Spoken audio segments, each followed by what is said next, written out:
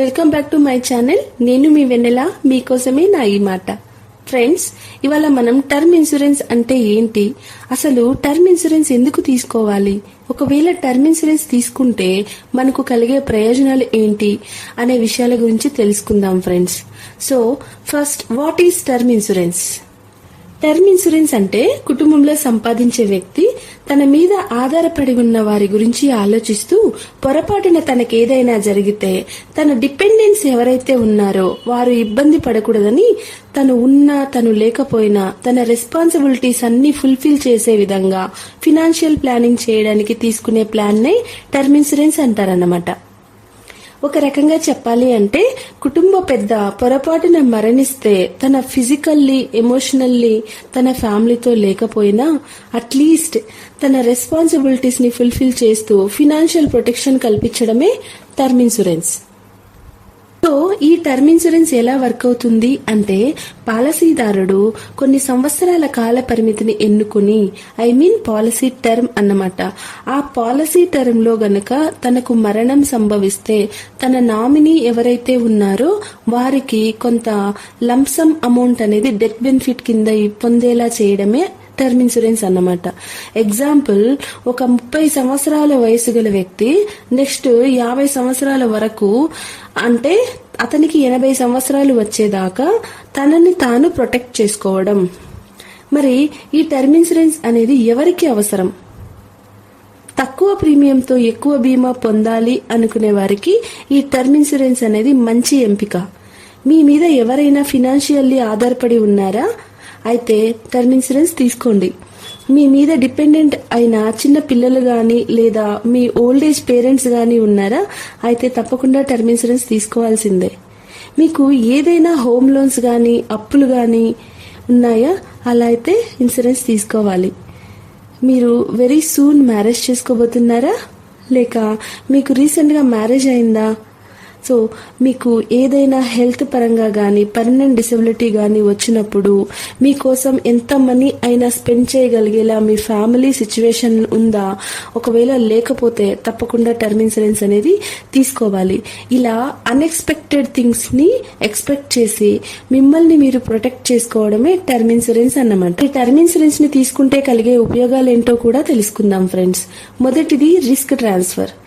Risk transfer అనేది ఎలా ఉంటుంది అంటే, డెత్ అనేది నార్మల్ డెత్ కావచ్చు, యాక్సిడెంటల్ డెత్ కావచ్చు. ఏ రకంగా అయినా డెత్ అనేది ఒక వన్ టైప్ ఆఫ్ రిస్క్ అన్నమాట. సో టర్మ్ ఇన్సూరెన్స్ రిస్క్ అనేది కవర్ చేస్తుంది, డెత్ అనే రిస్క్ ని కవర్ చేస్తుంది. అలాగే కమిట్మెంట్ రిస్క్ అంటే మీ లవ్డ్ వన్స్ కి మీరు ఏదైతే కమిట్మెంట్ చేశారో ఆ రిస్క్ ని కూడా రీప్లేస్ చేస్తుంది. అంటే తర్వాత హెల్త్ రిస్క్ గానీ ఇన్కమ్ రిస్క్ వల్ల గానీ మీరు పని చేయలేని సిచ్యువేషన్ వచ్చినప్పుడు కూడా ఈ రిస్క్ ని కవర్ చేస్తుంది అన్నమాట. అండ్ యాక్సిడెంట్ జరిగి చనిపోలేదు బట్ పర్మనెంట్ డిసెబిలిటీ గనక అయితే అలాంటి సిచ్యువేషన్స్ లో కూడా మనం ఎవరి మీద డిపెండ్ అవ్వకుండా ఉండడానికి టర్మ్ ఇన్సూరెన్స్ అనేది మనకు హెల్ప్ చేస్తుంది అన్నమాట. సో ఇలా డిఫరెంట్ కైండ్ ఆఫ్ రిస్క్ జరిగినప్పుడు మీరు మీ లవ్డ్ వన్స్ కి ఏదైతే బాగా చూసుకుంటా అని ప్రామిస్ చేశారో ఆ మాట నిలుపుకోగలుగుతారు. నెక్స్ట్, హౌస్ లోన్ గానీ లేకపోతే బ్యాంక్ లోన్ గానీ అప్పులు గానీ అలాంటివి ఉన్నప్పుడు సడన్ గా మరణం సంభవిస్తే అప్పుడు నెక్స్ట్ ఎవరైతే ఇంట్లో ఉన్నారో ఫ్యామిలీ మెంబర్స్ వాళ్ళ మీద అప్పులు గాని, పిల్లల చదువులు గాని, ఓల్డ్ ఏజ్ పేరెంట్స్ కేర్ గాని, పిల్లల మ్యారేజెస్ గాని, ఇలా అన్ని బాధ్యతలు వాళ్ళ మీద పడిపోకుండా టర్మ్ ఇన్సూరెన్స్ అనేది ఆ రిస్క్ అన్నిటిని కంప్లీట్ చేస్తుంది.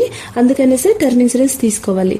మరి ఈ టర్మ్ ఇన్సూరెన్స్ ఏ ఏజ్ వాళ్ళు తీసుకోవాలి అంటే, 18 సంవత్సరాల వయసు నుండి 65 సంవత్సరాల మధ్య వయసు గలవారు ఎవరైనా ఈ టర్మ్ ఇన్సూరెన్స్ అనేది తీసుకోవచ్చు.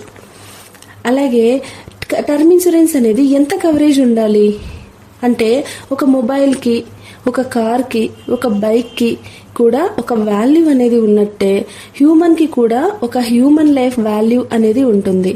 ఆ హ్యూమన్ లైఫ్ వాల్యూ ప్రకారం కవరేజ్ అనేది ఎన్నుకోబడుతుందన్నమాట. ఫర్ ఎగ్జాంపుల్, ఒక 30 సంవత్సరాల వ్యక్తి సంవత్సరానికి అతని యాన్యువల్ ఇన్కమ్ 10 లక్షలు ఉన్నాయి అనుకోండి. అంటే అతని యాన్యువల్ ఇన్కమ్ ఇంటూ 35 టైమ్స్ అంటే 3.5 కోట్లకు అతను ఖచ్చితంగా కవరేజ్ అనేది కలిగి ఉండాలి. సో ఒకవేళ కుదరని పక్షంలో తక్కువలో తక్కువ కనీసం 2 కోట్లకైనా అతను కవరేజ్ అనేది కలిగి ఉండాలి, అంటే ఇన్సూరెన్స్ అనేది కలిగి ఉండాలన్నమాట. సో అలాగే పాలసీ కొనుగోలు చేసేటప్పుడు తన కుటుంబానికి చెందిన ఆర్థిక బాధ్యతలు, రుణాలు, భవిష్యత్తు ఖర్చులు సరిగ్గా అంచనా వేసి తగినంత కవరేజ్ తీసుకోవాలి. అలాగే మనం పాలసీ ఎంచుకునే ముందు తీసుకోవాల్సిన జాగ్రత్తలు ఏంటి అంటే, మనం ఎంచుకునే పాలసీ ఏంటి, అందులో ఉన్న ఫీచర్స్ ఏంటి, ప్రీమియం ఎంత కట్టాలి, అలాగే ఎన్ని సంవత్సరాలు కట్టాలి, అండ్ ఎన్ని సంవత్సరాల వరకు మనకు ప్రొటెక్షన్ కావాలి, ఆ పాలసీలో ఉన్న రైడర్స్ ఏంటి, అవి ఎంతవరకు కవర్ చేస్తున్నాయి, అలాగే మనం ఎంచుకున్న కంపెనీ యొక్క క్లెయిమ్ సెటిల్మెంట్ రేషియో ఎంత ఉంది అనేది కూడా మనం చూసుకోవాలి. పైవన్నీ క్లియర్ గా చెక్ చేసి మీరు టర్మ్ పాలసీని ఎంపిక చేసుకోవాలి ఫ్రెండ్. అంటే మై బెస్ట్ సజెషన్ ఏంటి అంటే, ఫర్ ఎగ్జాంపుల్ హెల్త్ ఇష్యూ వచ్చినప్పుడు డాక్టర్ మాత్రమే ట్రీట్మెంట్ చేయగలడు. అలాగే ఒక కరెక్ట్ టర్మ్ ఇన్సూరెన్స్ ప్లాన్ కానీ, మనకు సూటబుల్ ఇన్సూరెన్స్ ప్లాన్ కానీ ఒక ఇన్సూరెన్స్ అడ్వైజర్ మాత్రమే ఇవ్వగలరు. సో మీకు ఏదైనా డౌట్స్ ఉన్నా, లేక బెస్ట్ టర్మ్ ఇన్సూరెన్స్ ప్లాన్స్ గురించి తెలుసుకోవాలి అనుకున్నా, మరిన్ని విషయాలు తెలుసుకోవాలి అనుకున్నా తప్పకుండా నన్ను కాంటాక్ట్ అవ్వండి friends. Thank you so much for watching my video friends. నా ఛానల్ని సబ్స్క్రైబ్ చేయండి, లైక్ చేయండి, షేర్ చేయండి. ఇంకా మరిన్ని మంచి మంచి వీడియోస్ నేను రెగ్యులర్గా అప్డేట్ చేస్తూనే ఉంటాను. Thank you friends, thank you so much.